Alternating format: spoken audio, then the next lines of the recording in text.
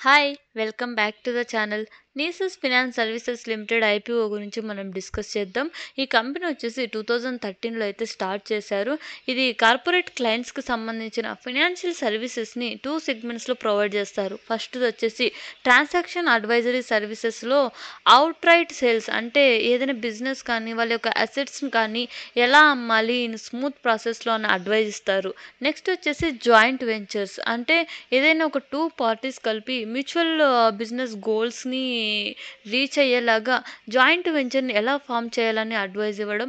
Joint development అంటే ఏదైనా multiple parties వాళ్ళ రిస్క్ అండ్ రివార్డ్స్‌ని షేర్ చేసుకుంటూ especially real estate and infrastructure ప్రాజెక్ట్‌లో ఈ డెవలప్‌మెంట్ తగ్గట్టుగా అడ్వైజ్ ఇవ్వడం. అండ్ నెక్స్ట్ వచ్చేసి క్యాపిటల్ స్ట్రక్చరింగ్ అంటే ఏదైనా ఒక బిజినెస్ కానీ ఏదైనా ప్రాజెక్ట్ కానీ వాళ్ళకున్న డెబిట్ అండ్ ఈక్విటీతో వాళ్ళ యొక్క ప్రాజెక్ట్ని ఎలా డిజైన్ చేసుకోవాలి, ఎలా డెవలప్మెంట్ చేసుకోవాలి అనే ఒక క్యాపిటల్ స్ట్రక్చరింగ్ అడ్వైస్ ఇవ్వడం ఇలాంటివి వీళ్ళు ప్రొవైడ్ చేస్తారు. అండ్ అంతేకాకుండా వాళ్ళ యొక్క బిజినెస్ గ్రోత్‌ని పెంచుకోవడానికి like private equity funds, risk capital providers, financial ఇన్‌స్టిట్యూషన్స్‌తో కనెక్ట్ అయ్యేలాగా ఈ కంపెనీ అయితే హెల్ప్ చేస్తది.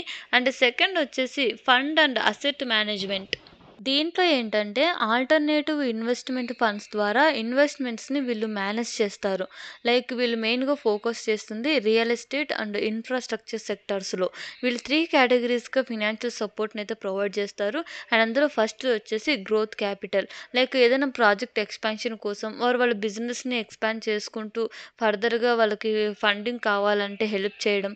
ఆర్ ఎల్స్ ప్రాజెక్ట్ ఫినాన్సింగ్ ఏదైనా స్పెషల్ ప్రాజెక్ట్ లైక్ ఈ రియల్ ఎస్టేట్ అండ్ ఇన్ఫ్రాస్ట్రక్చర్‌కి సంబంధించిన స్పెషల్ ప్రాజెక్ట్‌లు ఏవైతే ఉంటాయో వాటికి కావాల్సిన ఫండ్ కావాలంటే ఆర్ క్యాపిటల్ వాటికి కావాల్సిన క్యాపిటల్ రిక్వైర్మెంట్ ఉంటే ప్రొవైడ్ చేయడం ఇలాంటివి. వీళ్ళ యొక్క సబ్సిడరీస్ ద్వారా వీళ్ళు ఇప్పటిదాకా 4 స్కీమ్స్ అయితే మేనేజ్ చేస్తున్నారు. అందులో ఫస్ట్ వచ్చేసి real estate special opportunities fund, second వచ్చేసి real estate credit opportunities fund, third వచ్చేసి Nisus high yield growth fund, fourth వచ్చేసి Nisus high yield growth fund closed ended. And ఈ కంపెనీ మెయిన్‌గా రెవెన్యూ ఎక్కడి నుంచి వస్తుందంటే ఈ ఫండ్ మేనేజ్మెంట్ ఫీ ద్వారా వీళ్ళ యొక్క మెయిన్ రెవెన్యూ అయితే జనరేట్ అవుతుందంట. అండ్ అందులో వీళ్ళ యొక్క asset under management AUM approximately 1000 crore ఉన్నట్టు 2024కి in especially real estate and urban infrastructure ప్రాజెక్ట్‌లో అని చెప్తున్నారు. కమింగ్ టు ద వీళ్ళ ఫినాన్షియల్స్ మనం అబ్జర్వ్ చేసినట్లయితే 2022లో వీళ్ళ రెవెన్యూ 749 లాక్స్ ఉంటే 2023కి 1153 లాక్స్ ఇంక్రీజ్ అయింది. అండ్ 2024కి 4224 లాక్స్‌కి ఇంక్రీజ్ అయింది. ఆల్మోస్ట్ ఆల్ 266% అయితే ఇంక్రీజ్ అయింది వీళ్ళ రెవెన్యూ. అండ్ ప్యాట్ పర్సెంటేజ్ మనం అబ్జర్వ్ చేసినట్లయితే 2022లో 129 లాక్స్ ఉంటే 2023కి 302 లాక్స్‌కి ఇంక్రీజ్ అయింది. అండ్ 2024కి 2300 లాక్స్ ఇంక్రీజ్ అయింది. సో ఆల్మోస్ట్ ఆల్ 600% అబోవ్ పైగా వీళ్ళ ప్యాట్ పర్సెంటేజ్ అయితే ఇంక్రీజ్ అయింది. అండ్ బారోయింగ్స్ వీళ్ళ లోన్స్ ఆర్ అప్పులు మనం చూసినట్లయితే ఇయర్ ఆన్ ఇయర్ కూడా తగ్గుతూ వస్తున్నాయి. ఇది ఇన్వెస్టర్‌కి ఒక పాజిటివ్ అని చెప్పొచ్చు. And coming to the ROE return on equity 109% maintain అవుతుంటే ఆర్ఓసిఈ వచ్చేసి 101% అండ్ డెబ్ట్ ఈక్విటీ 0.23. వీళ్ళ అప్పులు కూడా తక్కువనే ఉన్నాయి. అండ్ వీళ్ళ రెవెన్యూ కూడా ఇంక్రీజ్ అవుతూ వస్తుంది. వీళ్ళ అసెట్స్ కూడా ఇయర్ ఆన్ ఇయర్ ఇంక్రీజ్ అవుతున్నాయి.